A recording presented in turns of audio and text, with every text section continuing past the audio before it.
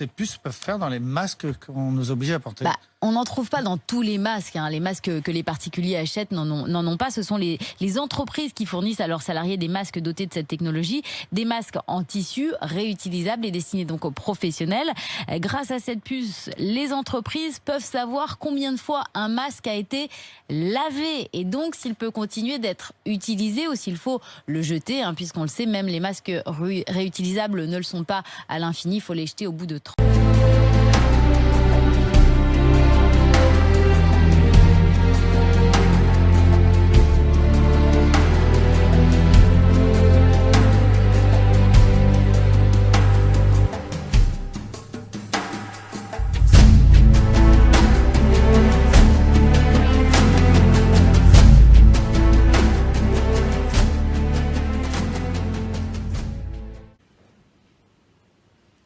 Je crois que notre génération doit savoir que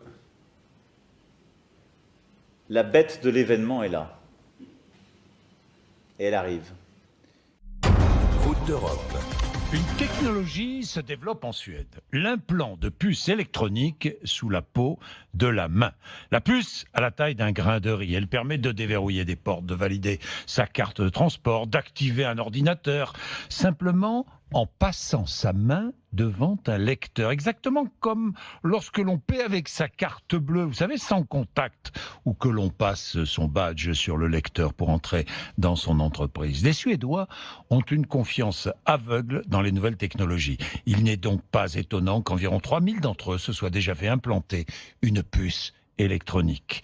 Reportage au pays des Vikings, des cyborgs. Cyborgs. Elle n'a pas de piercing ni de tatouage.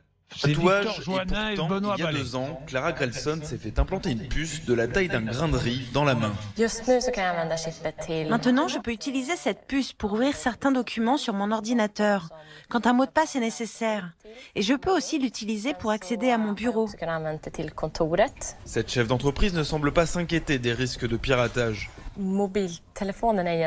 Les téléphones portables posent beaucoup plus de problèmes en matière de protection des données, notamment parce qu'ils ont un GPS intégré. Clara Grelson attend maintenant de pouvoir utiliser